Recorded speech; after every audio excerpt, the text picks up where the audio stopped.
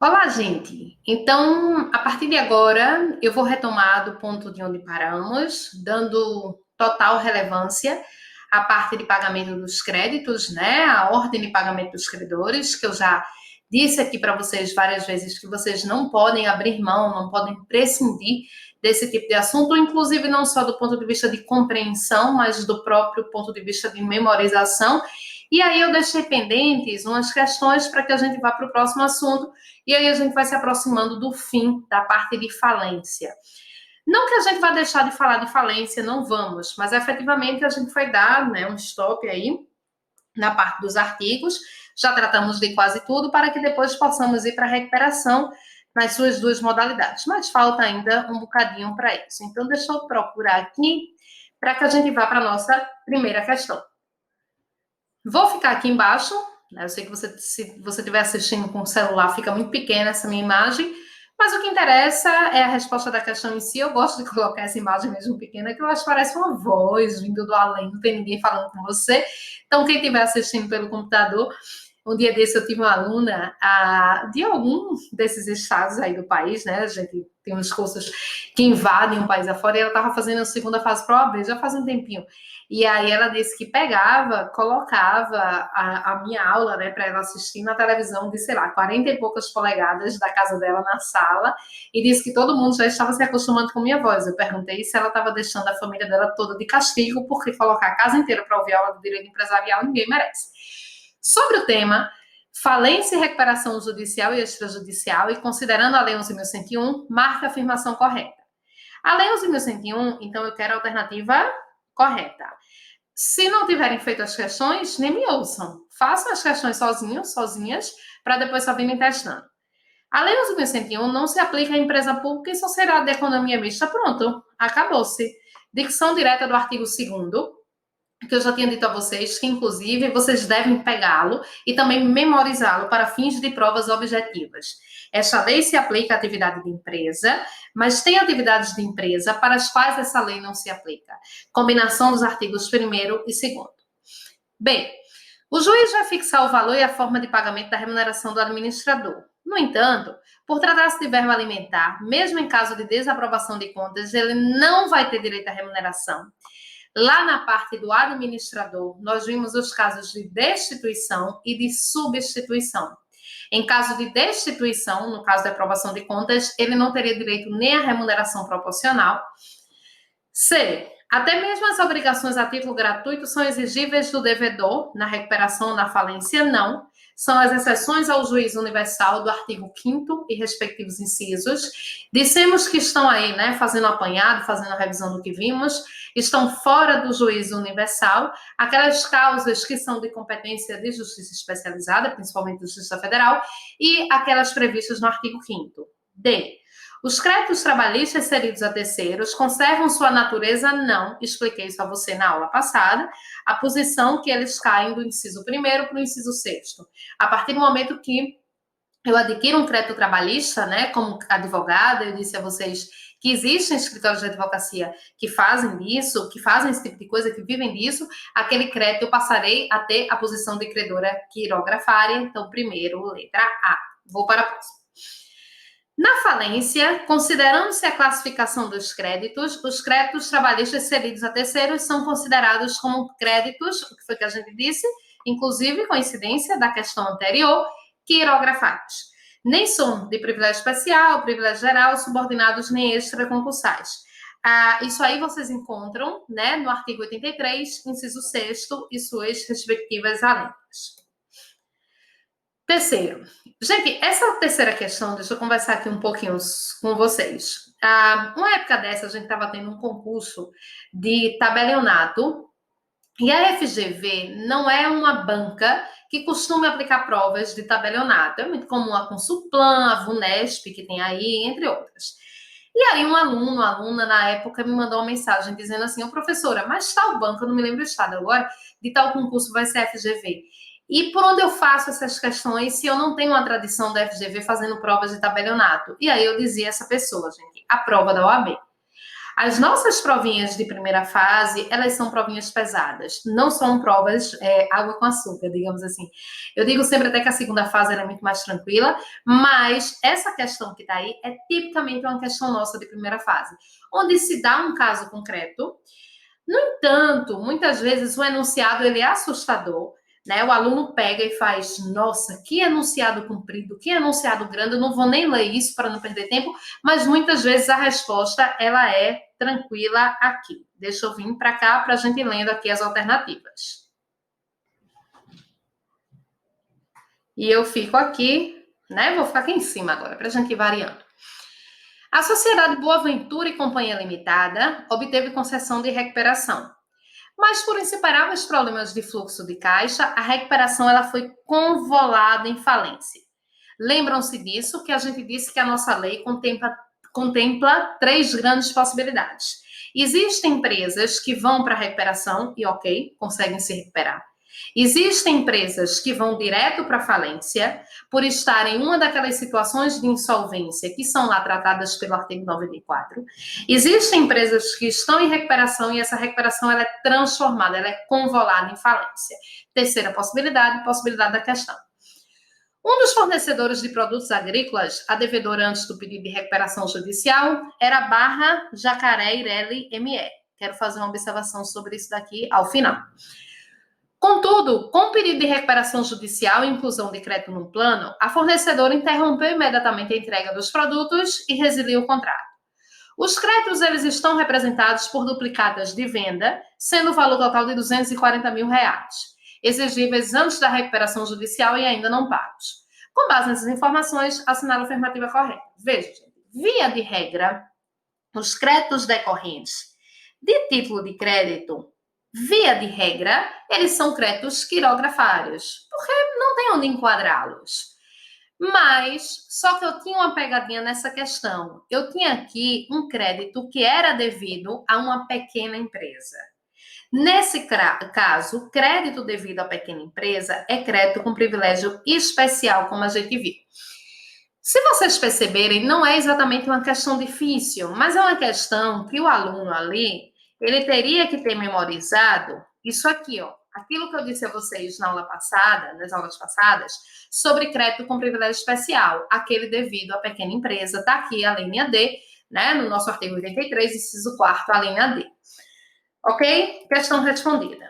Quero fazer uma outra observação aqui. Essa questão ela é um pouco antiga, mas é uma questão plenamente possível de ser utilizada, obviamente, senão ela não estaria aí, mas a gente precisa fazer uma ressalva nela. Eu deixei para a gente fazer aqui. Já faz um tempinho que em nossa legislação a gente não tem mais no nome empresarial a designação de porte. No nome empresarial a gente não tem a designação de porte. As empresas que já tinham, isso acabou sendo continuado, mas principalmente para as novas empresas inscritas, não existe mais essa designação. Então, hoje em dia, em qualquer prova, você não vai mais achar com essa facilidade. Ah, tal empresa é ME, tal empresa é PP. Não. Agora o examinador ele vai complicar um pouquinho mais para você, mas porque não tem o que fazer. Ele não pode mais colocar designação de porte.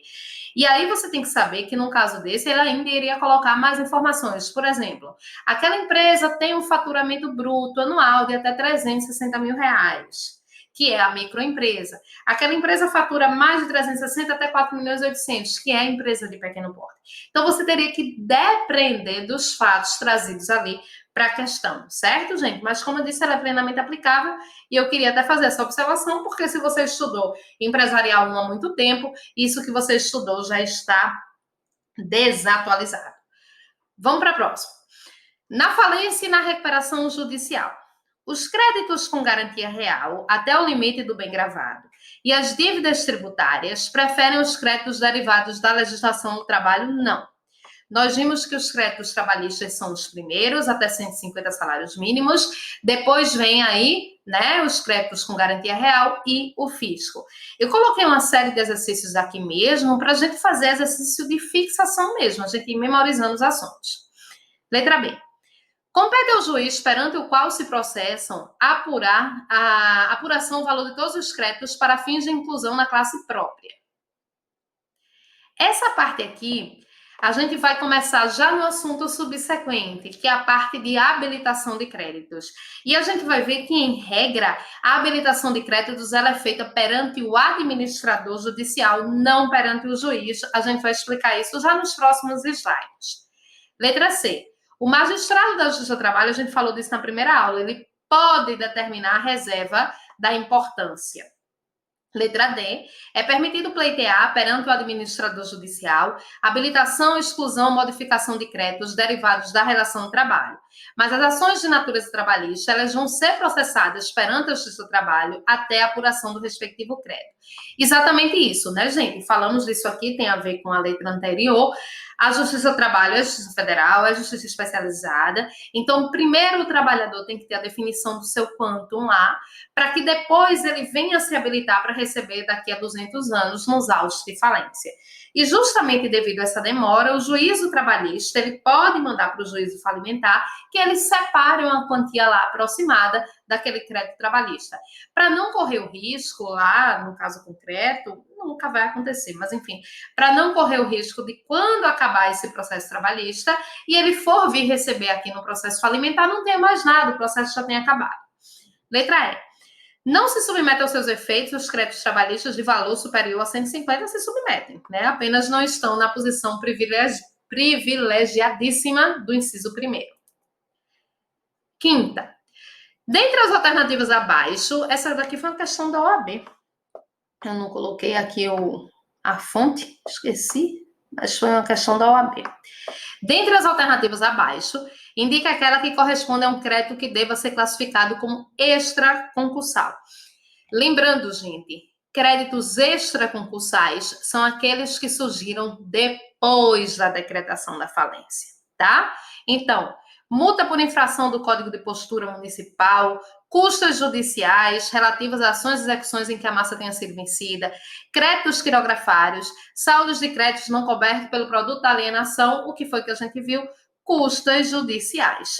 Lembra que quando a gente falou aqui, ó, deixa eu voltar para cá, quando a gente falou aqui no artigo 84, primeiro a gente tem custas judiciais deste processo de falência e custas judiciais outras. Então, aqui, essa foi a última, temos mais uma para a gente acabar aqui, essa nossa coisa de resolução de questões, né? Essa nossa pegada, que ela é tão importante quanto isso. Engraçado, antes de eu começar aqui, estava montando, estava carregando o arquivo, estava lendo uma postagem muito interessante. Eu não vou, né, postar, obviamente, porque não foi ideia minha, mas eu poderia repostar fazendo a indicação da fonte.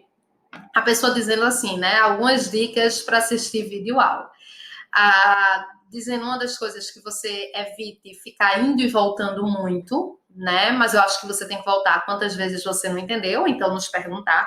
Dava a sugestão de você assistir a velocidade de 1,5, né? Às vezes eu digo isso, o aluno diz, professora, tem essa possibilidade de adiantar a velocidade? Eu nem sabia. Eu digo, gente, é o seguinte, uma das coisas que eu tenho muito cuidado na minha vida quando eu estou na sala de aula presencial é falar num ritmo lento para os meninos copiarem. Eu copio muito no quadro, porque eu falo naturalmente rápido.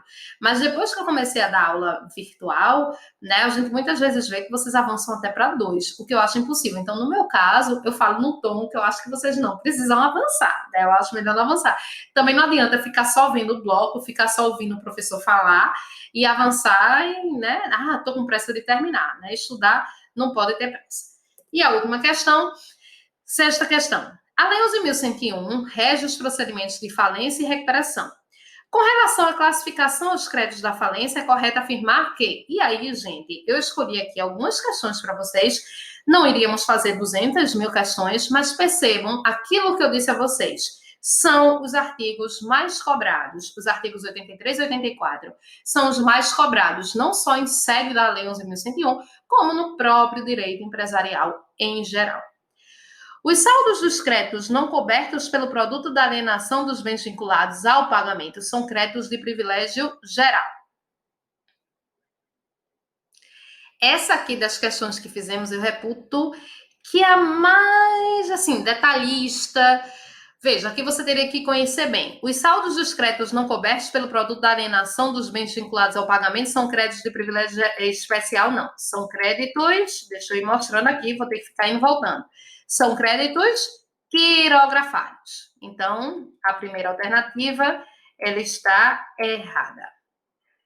Os créditos tributários, independentemente de natureza e tempo de constituição, excetuadas as multas, estão em segundo lugar? Não. Quem estão em segundo lugar são os créditos com garantia real. Os créditos tributários estão em terceiro lugar. São créditos com privilégio especial aqueles a cujos titulares a lei confere o direito de retenção sobre a coisa dada em garantia. Então, vamos lá no crédito com privilégio especial, que está justamente aqui, aqueles a cujos titulares a lei confere o direito de retenção sobre a coisa dada em garantia. Exatamente essa aqui é a nossa resposta. Foi aquilo que eu disse, gente. Tem prova que exige também que vocês saibam aí a memorização das alíneas. E D. Essa deu a maior pegadinha. Os créditos derivados da legislação do trabalho decorrentes de acidentes de trabalho relativos a serviços prestados após a falência ser requerida, não, após a falência ser decretada. São créditos extraconcursais. Então, é uma baita de uma pegadinha, tá? Vejam, esse bloco a gente vai acabar aqui mais curto, porque foi um bloco de revisão, foi um bloco de feitura de questões para a gente fazer um apanhado aí pela importância de pagamento de créditos. Daqui a pouco eu volto com verificação e habilitação dos créditos. Até já.